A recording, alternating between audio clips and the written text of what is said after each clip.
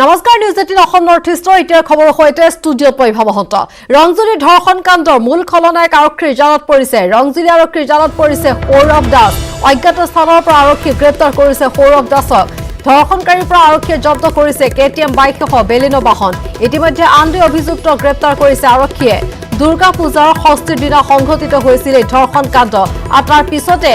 দুই অভিযুক্ত আৰক্ষীৰ জালত পৰিছিল আৰু আজি কিছু সময় পূৰ্বে মূল অভিযুক্ত আৰক্ষীৰ জালত পৰিছে সৌৰভ দাস এই সমগ্ৰ কাণ্ডৰ সৈতে জড়িত এই নৰাধমৰ নাম হৈছে সৌৰভ দাস ইতিমধ্যে আমি জনাইছো দুৰ্গা পূজা ষষ্ঠীৰ দিনা সংঘটিত কৰিছিল ধৰ্ষণ কাণ্ড সৌৰভ দাসক আৰক্ষীয়ে আটক কৰাৰ লগতে জব্দ কৰিছে কেটিএম বাইক সহ বেলিনো বাহন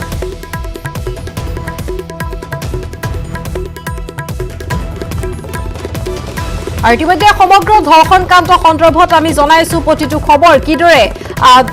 যিগৰাকী ভুক্তভোগী যুৱতী তেওঁ ফেচবুক পোষ্টৰ পৰা এই সমগ্ৰ ঘটনা ভাইৰেল হৈছিল আৰু তাৰ পিছতে স্থানীয় দল সংগঠনে তীব্ৰ প্ৰতিবাদ সাব্যস্ত কৰিছিল তেওঁলোকে নিজে বিচাৰি দোষীক কৰায়ত্ব কৰি আৰক্ষীৰ হাতত চমজাই দিছিল তাৰ পিছতে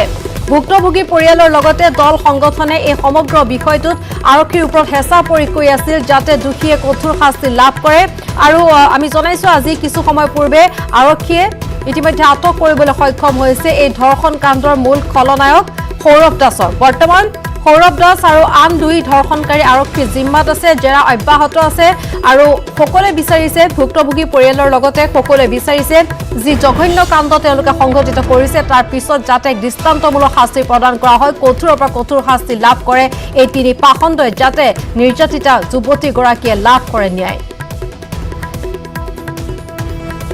অৰূপনাথ আছে আমাৰ সৈতে শেহতীয়া খবৰ আমি অৰূপৰ পৰা জানিবৰ চেষ্টা কৰিম অৰূপ আমাৰ দৰ্শকক জনাই আছো তিনি অভিযুক্ত ইতিমধ্যে আৰক্ষীৰ জালত পৰিছে শেহতীয়া আৰু কি খবৰ আছে হয় ইভা কিছু সময় পূৰ্বে ৰংজুলি আৰক্ষী থানাত উপস্থিত হৈছে গোৱালপাৰা জিলাৰ অতিৰিক্ত আৰক্ষী অধীক্ষক অমিতাভ বসুমতাৰীয়ে আৰু তেখেতে গোটেই সমগ্ৰ ঘটনাটো নিজে তত্বাৱধান কৰি আছে আৰু তেখেতৰ লগত আমি বাৰ্তালাপ কৰিছিলো তেতিয়া তেখেতে কৈছে যে এজ পাৰ ল যি আইনমতে দণ্ডনীয় হ'ব সেই তেখেতক যি ধৰ্ষণকাৰী কেইজন আছে শাস্তি প্ৰদান কৰা হ'ব বুলি কৈছে আৰু আমি তেখেতক সুধিছিলো যে আন কোনোবা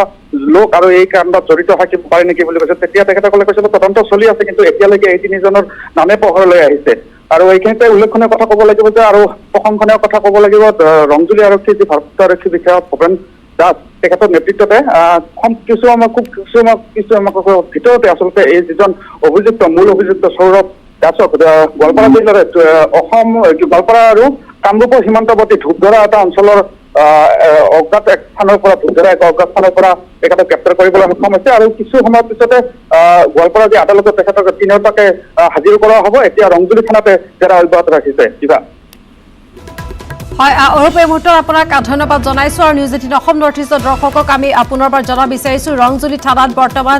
জেৰা অব্যাহত আছে এই তিনি পাখণ্ডৰ আমি জনাইছো ষষ্ঠীৰ দিনা কিদৰে জঘন্য কাণ্ড সংঘটিত কৰিছিল এই তিনি পাখণ্ডৰে বৰ্তমান তিনিও আৰক্ষীৰ জিম্মাত জেৰা তিনিৰে অব্যাহত আছে আৰু সকলোৱে দাবী কৰিছে যাতে যুৱতীগৰাকীয়ে ন্যায় লাভ কৰে আৰু কঠোৰৰ পৰা কঠোৰ শাস্তি লাভ কৰে এই তিনি ধৰ্ষণকাৰীয়ে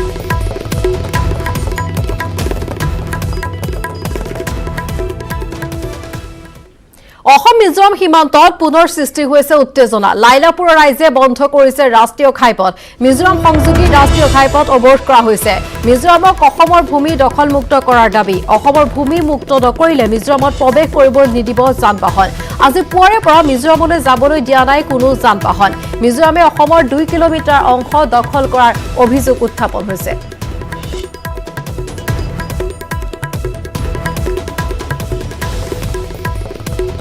লাইলাপুৰ ৰাইজে বন্ধ কৰি দিছে ৰাষ্ট্ৰীয় পথ মিজোৰাম সংযোগী ৰাষ্ট্ৰীয় ঘাইপথ অৱৰোধ আৰু আমি জনাইছো মিজোৰামত কিদৰে অসমৰ ভূমি দখলমুক্ত কৰাৰ বাবে দাবী কৰা হৈছে মিজোৰামক কিন্তু তাৰ বিপৰীত ছবি দেখিবলৈ পোৱা গৈছে অসমৰ ভূমি মুক্ত নকৰিলে মিজোৰামত প্ৰৱেশত বাধা কিদৰে আচলতে উত্তেজনাৰ সৃষ্টি হৈছে অসম মিজোৰাম সীমান্তত সেই খবৰ আমি জনাইছো বিগত সময়ছোৱাতো দেখা পোৱা গৈছে কিদৰে উত্তপ্ত হৈ আছিল বাৰে বাৰে পৰিস্থিতি শান্ত কৰিবলৈ চেষ্টা কৰা হয় কিন্তু পুনৰ শেহতীয়াকৈ আমি জনাইছো কিদৰে উত্তপ্ত হৈ পৰিছে অসম মিজোৰাম সীমান্ত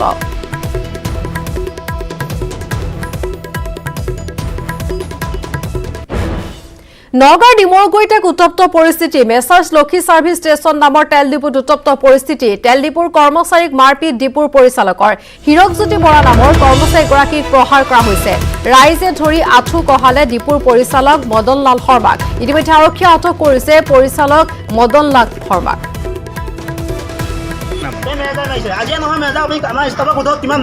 কি নাম তেখেতৰ নগাঁও ডিমৰগুৰিতে উত্তপ্ত পৰিস্থিতিৰ সৃষ্টি হৈছে কি নাম আপোনাৰ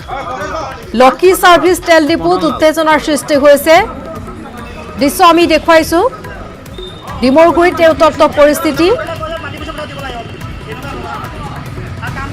ৰাইজে ধৰি এনেদৰে আঁঠু কঢ়াইছে ডিপুৰ পৰিচালক মদনলাল শৰ্মাক আৰক্ষীয়ে আটক কৰিছে মদনলাল শৰ্মাক তেল ডিপুৰ কৰ্মচাৰীক মাৰপিট কৰিছিল ডিপুৰ পৰিচালকে তাৰ পিছতে সৃষ্টি হয় এই উত্তপ্ত পৰিস্থিতিৰ কি নাম আপোনাৰ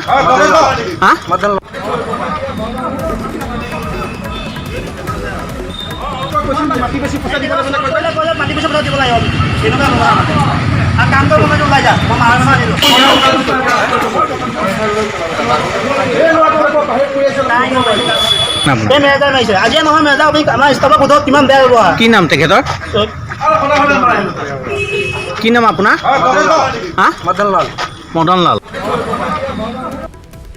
মোৰ ডিউটি 11 পৰা আছে মই আহিছোঁ তাৰ ইফালে তাত 4খনমান লাগি আছে গাড়ী যাব পৰা নাই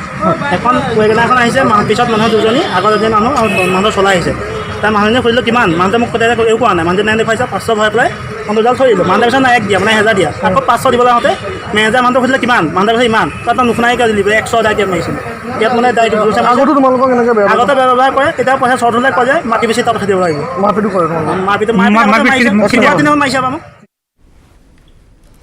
ৰাজ্যৰ পাচলিৰ বজাৰত জুই চাই দাম নিতৌ হুৰাহুৰে বাঢ়িছে প্ৰতিবিধ শাক পাচলিৰ মূল্য বজাৰত যে নিয়ন্ত্ৰণ নোহোৱা হৈছে যোগান বিভাগৰ শাক পাচলিৰ মূল্য বৃদ্ধিয়ে কুঙা কৰিছে সৰ্বসাধাৰণ লোকক মহানগৰী বজাৰত কেইবাবিধো পাচলিয়ে মাৰিছে চেঞ্চুৰী বজাৰত 120 টকাকৈ বিক্ৰী হৈছে ওলকবি প্ৰতি কিলো বিলাহীৰ দাম হৈছে 100 টকা বিভিন্ন অজুহাত দেখুওৱা বজাৰত লুটপাট চলোৱা অসাধু ব্যৱসায়িক নিয়ন্ত্ৰণ কৰাত সম্পূৰ্ণ ব্যৰ্থ হৈছে যোগান বিভাগ তথা কৃষি বিপণন পৰিষদ সামগ্ৰীৰ মূল্যটো বহুত বৃদ্ধি হৈছে কিহৰ কিমান হৈছে গম পাইছে এতিয়াতো বিলাহী আপোনাৰ হোলচেল ৰেটতে চলি আছে আপোনাৰ 250 টকা সামগ্ৰী অন্যান্য সামগ্ৰীও বহুত বহুত বহুত বেছি অসুবিধা হৈছে চলা অসুবিধা বহুত সাধাৰণ মানুহৰ বহুত অসুবিধা বজাৰৰ দামটো বাঢ়িয়ে থাকে সদায় কিহৰ কিমান হৈছে এতিয়া মানে চবৰে দাম বেলেগ বেলেগ ক'ৰবাত যদি পাল্লা 200 ক'ৰবাত 250 ক'ৰবাত কিনাতকৈ তুলনাত কিমান নাই মই সদায় নাখাওঁ মই আজি আহিছোঁ এসপ্তাহ আগত আহিছোঁ বাঢ়িছে দাম দাম অলপ বাঢ়িছে আগত কি আহ্বান জনাব চৰকাৰক কি কৰোঁ এটা মানে নিৰ্ধাৰিত মূল ৰাখক মানে হেৰি এটা ৰাখক যে এটা ফিক্স দাম হ'ব লাগে আমি এতিয়া মানে কি ক'ম আৰু এতিয়া ক'বলৈ ভুক্তভোগী এনেকুৱাও হৈছোঁ মানে আমি চলা হিচাপে এনেকুৱা হৈ আছোঁ এতিয়া এই দোকান কৰি আমি খাব লগা হৈছে কথা হৈছে এইটো আগত যেনে ধৰক না যদি 3000 টকাৰ মালে দোকান ভৰিছিল আজি 10000 টকাৰ মালে দোকান নভৰে কিমানকৈ বিকি আছে এতিয়া বস্তুৰ দাম হাই যিকোনো বস্তুৰ দাম বহুত যিকোনো বস্তুৰ দাম হোলচেলত 50তকৈ 55-60 যিকোনো বস্তু আলু পিঁয়াজ আলু ক'লেতো আপোনাৰ 40 টকা হোলচেল আছে হোলচেল পুৰণা আলু 40 টকা আছে পিঁয়াজ ক'লে আপোনাৰ 68, 67, 65 আছে নৰম পিঁয়াজ 65 আছে আপোনালোকে কিমানত বিকিছে আমি এতিয়া 75, 80 অলপ বিকি আছোঁ আমি 1 নম্বৰ পিঁয়াজ বাছি পেলাই ওলাই পেলাই সেইটো 80 টকাও বিকি আছোঁ আৰু বাকী যিটো অলপ নৰম আছে সেইটো আমি 70 টকাতো বিকিব লগা হৈছে আৰু তাতে 2 কেজি ওলাব বেয়া সেইকেইটাতো আৰু পইচা নাহে সব বস্তু পানী এতিয়া বৰ্তমান দাম বাঢ়ি আছে এইবিলাকতো আৰু কমা নাই সব বস্তু পানী এতিয়া দামে আছে মিঠাতেলৰ দাম বঢ়াৰ কাৰণে অলপ মানুহৰ অসুবিধা হৈছে বেছি বাকী বস্তুবিলাকৰ মানে হোৱা নাই বাকী সামগ্ৰী চেনি বা অন্যান্য সামগ্ৰী ঠিকে আছে এইবিলাক সামগ্ৰী একেই আছে আপোনাৰ এতিয়া ৰহৰ দালি আপোনাৰ হ'লচেলত আহিছে 140 টকা আৰু আপোনাৰ মচুৰ দালিত আহিছে আপোনাৰ হ'লচেলত আপোনাৰ সৰুটো নন পালিছ 87 আৰু আপোনাৰ মুগ দালি আপোনাৰ আহিছে 94 এইবিলাক তেনেকুৱা হ'লচেল প্ৰাথমিক শিক্ষা সঞ্চালকালয়ৰ সন্মুখত প্ৰতিবাদ 2018-20 বৰ্ষৰ ৰেগুলাৰ ডিএলএড উত্তীৰ্ণ প্ৰাৰ্থীৰ এই প্ৰতিবাদ 2019 বৰ্ষত অনুষ্ঠিত টেট উত্তীৰ্ণ হোৱাৰ পাছতো আবেদন কৰাৰ সুযোগ নাপালে প্ৰাৰ্থীসকলে ডিএলএড পৰীক্ষাৰ ফলাফল ঘোষণাত বিলম্ব কৰিছিল কৰ্তৃপক্ষৰ ভুলৰ বাবে আবেদনৰ সুযোগ নাপালে প্ৰাৰ্থীসকলে আৰু সেয়েহে পুনৰ আবেদনৰ সময়সীমা বৃদ্ধিৰ দাবীত প্ৰতিবাদ টেট উত্তীৰ্ণ প্ৰাৰ্থী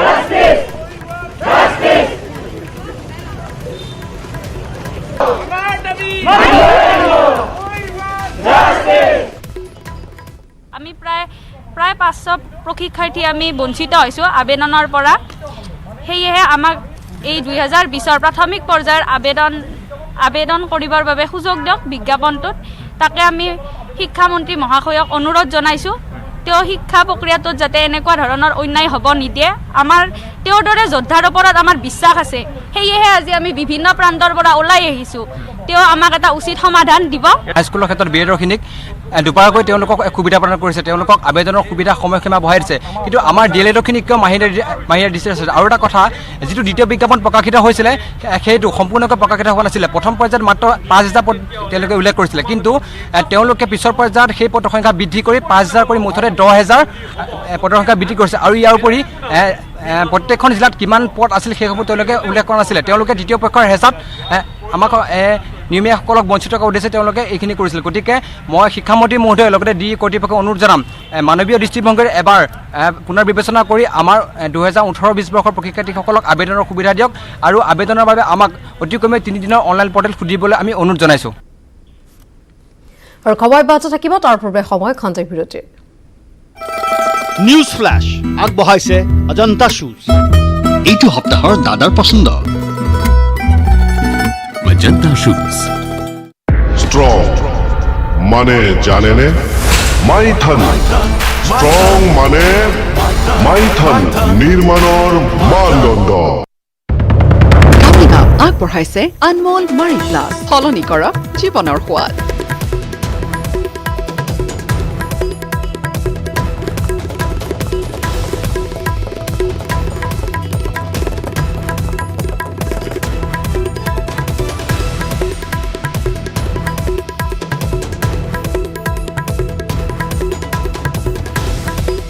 মিয়া মিউজিয়ামক লৈ গৰম হৈ আছে ৰাজ্যৰ ৰাজনীতি শ্ৰীমন্ত শংকৰদেৱ কলাক্ষেত্ৰত মিয়া সংগ্ৰহালয় স্থাপন সন্দৰ্ভত অব্যাহত আছে বিতৰ্ক বাগবৰ সমষ্টিৰ কংগ্ৰেছী বিধায়ক শ্ৰীমান আলীয়ে মিয়া সংগ্ৰহালয় স্থাপন কৰিবলৈ ৰাজ্য চৰকাৰলৈ পত্ৰ লিখাৰ পৰাই তোলপাৰ লাগি আছে ৰাজ্যৰ ৰাজনীতি বিধায়ক শ্ৰীমানৰ কাৰ্যক একেমুখে ধিক্কাৰ দিছে ৰাজ্যৰ দল সংগঠনে অসমীয়া সভ্যতা সংস্কৃতিলৈ তীব্ৰ প্ৰত্যাহ্বান নমাই নি কলাক্ষেত্ৰত মিয়া মিউজিয়াম স্থাপন কৰিবলৈ কৰা দুঃসাহসক প্ৰত্যাখ্যান কৰিছে ৰাজ্য চৰকাৰে মিয়াসকল বাংলাদেশৰ পৰা আহিছে সেয়েহে কি যুক্তিত হ'ব সংগ্ৰহালয় গাত শেষ বিন্দু তেজ থকালৈকে যুঁজি যাম কিন্তু মিয়া সংগ্ৰহালয় হ'ব নিদিওঁ এই বিস্ফোৰক মন্তব্য কেন্দ্ৰীয় মন্ত্ৰী ৰামেশ্বৰ তেলী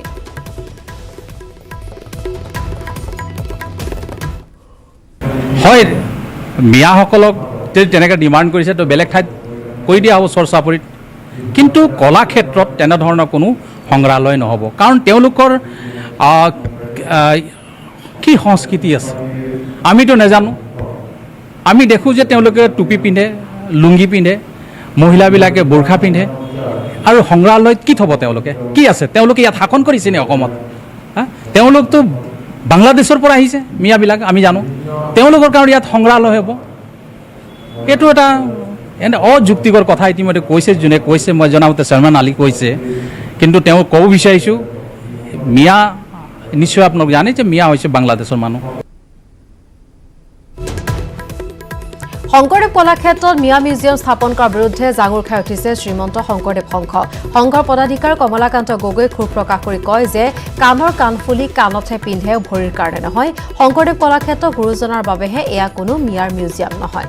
মন্তব্য কৰাৰ লগতে পদাধিকাৰগৰাকীয়ে জানিবলৈ দিয়ে যে শংকৰদেৱ কলাক্ষেত্ৰত মিয়া মিউজিয়াম স্থাপনৰ বিৰুদ্ধে 8 নৱেম্বৰত অনুষ্ঠিত কাৰ্যনিৰ্বাহক সভাত কঠোৰ সিদ্ধান্ত গ্ৰহণ কৰিব শংকৰদেৱ সংঘই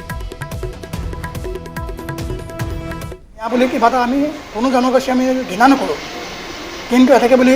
য'ত যিটো বস্তু কাণৰ কাণফুলি কাণত পিন্ধে সি ভৰিৰ কাৰণে নহয় তেনেকৈ আমাৰ মহাপুৰুষ শ্ৰীমন্ত শংকৰদেৱৰ গুৰুজনাৰ নামত যেনেকৈ কলাক্ষেত্ৰখন হৈছে ইয়াত মানে গুৰুজনাৰ সম্পৰ্কেও গোটেই কলাক্ষেত্ৰ থাকিব তাৰ বাহিৰে অন্য একো থাকিব নোৱাৰে তাত গোলাঘাটত গ্ৰেপ্তাৰ হৈছে ড্ৰাগছ সৰবৰাহকাৰী ড্ৰাগছ সৰবৰাহৰ সময়ত জামুগুৰিত গাড়ীত হাতেলোতে ধৰা পৰিছে গোলাঘাট আৰক্ষী অধীক্ষকৰ ভাষ্যৰ ভিত্তিত ভাৰপ্ৰাপ্ত আৰক্ষী বিষয়া দীপক বৰাৰ নেতৃত্বত চলিছে এই অভিযান এখন ইণ্ডিগো গাড়ীৰে গোলাঘাট অভিমুখে 25 গ্ৰাম ড্ৰাগছ আনি থকাৰ সময়ত দিগন্ত বৰা নামৰ ড্ৰাগছ সৰবৰাহকাৰীটোক গ্ৰেপ্তাৰ কৰিছে গোলাঘাট আৰক্ষীয়ে দিগন্ত বৰাৰ বিৰুদ্ধে ইয়াৰ পূৰ্বেও ড্ৰাগছৰ ব্যৱসায় আৰু গড়ৰ খৰ্গৰ ব্যৱসায় কৰাৰ অভিযোগ আছে গোলাঘাট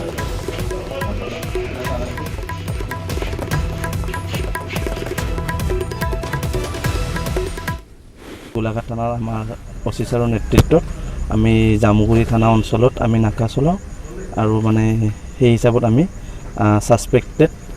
25 গ্ৰাম হিৰইন জব্দ কৰিছোঁ। কিমান টকা মূল্য হ'ব? এতিয়া এইটো যি স্তৰত 2 নম্বৰী বস্তু তাৰ কোনো মাৰ্কেট ভেলু নাথাকে, তাৰ উচিত মূল্যটো কোৱাৰ টান আছে অলপ, তাতে 25 গ্ৰাম পোৱা গৈছে।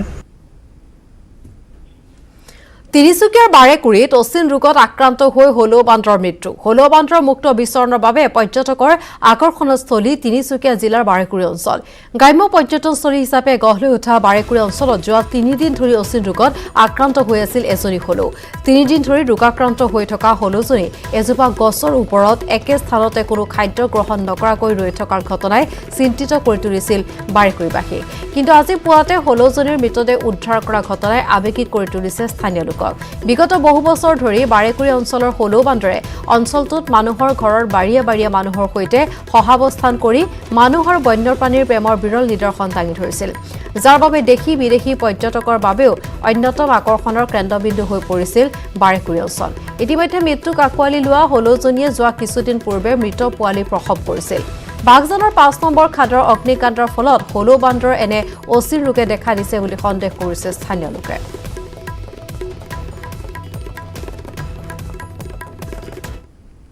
বাঘজানৰ পৰা মাথো 2-2.5 কিলোমিটাৰ ভিতৰত পুৰণি মতাপং গাঁওখন, যিটো যেতিয়া মানে জুই জ্বলা নাছিল তেতিয়া মানে তেলৰ কণিকা বাৰেকুৰি অঞ্চলত পৰিছিল আৰু বাৰেকুৰি অঞ্চলত এই হলৌ বান্দৰ মানে কিছু পৰিয়ালে খোৱা বোৱা এৰিছিল, নাখাইছিল। সেই সংক্ৰান্তত এই হলৌ বান্দৰখিনি এনেকুৱা ধৰণৰ মানে পৰিস্থিতি মানে হ'ব পাৰে। সেইকাৰণে অইল ইণ্ডিয়াক আমি দোষাৰোপ কৰিব বিচাৰোঁ। মানে এই যি মানে মৰণোত্তৰ পৰীক্ষা হ'ল, মৰণোত্তৰ পৰীক্ষাৰ পিছত এই বিষয়টো জল পটপটকৈ ওলাই পৰিব কেনেকৈ ধৰি এই হলৌ বান্দৰটো মৃত্যু হ'ল। বিলাসী বাহনত ছাগলী চুৰ কৰি ধূপধাত আটক হৈছে 2 ছাগলী চোৰ। জব্দ হৈছে 7টাকৈ ছাগলী। বিলাসী হুণ্ডাই ভাৰ্না বাহনত নগৰবেৰাৰ পৰা 7টাকৈ ছাগলী চুৰি কৰি ধূপধৰা অভিমুখে আহি আছিল চোৰৰ দল। চুৰিকাণ্ডৰ বিষয়ে জানিব পাৰি হেকেৰাৰ প্ৰাঞ্জল কলিতা নামৰ যুৱক এজনে মটৰ চাইকেলেৰে ভাৰ্না বাহনৰ পিছ লোৱাৰ উপৰিও ধূপধৰা আৰক্ষীক খবৰ দিয়ে আৰু সেইমতে ধূপধৰা আৰক্ষীয়ে তৎপৰতাৰে ধূপধৰা নগৰবেৰা পথৰ জোৰণীপাৰাত ভাৰ্না বাহনখন আগচি ধৰি জব্দ কৰিবলৈ সক্ষম হয়। আৰক্ষীয়ে বাহনখন ডিকিৰ পৰা 7টাকৈ চুৰি ছাগলী উদ্ধাৰ কৰে, লগতে আটক কৰে ছাগলী চোৰ দুটাক। ছাগলী চোৰ দুটা হৈছে বৰপেটাৰ ইমাম আলী আৰু নগাঁৱৰ মবিন হুছেইন। নগৰপেৰা অভিমুখৰ পৰা এখন গাড়ী আহি আছিলে আৰু তেতিয়া ৰাতিপুৱা 10টামান বাজিছিলে। মোৰ দাদা এজনে ফোন কৰিলে যে নগৰপেৰা অভিমুখৰ পৰা ছাগলীলৈ গাড়ী আহি আছে আৰু মই ৰখাব চেষ্টা কৰিলোঁ, কিন্তু তেওঁলোকে নৰখিলে আৰু তেওঁলোকক মই প্ৰায়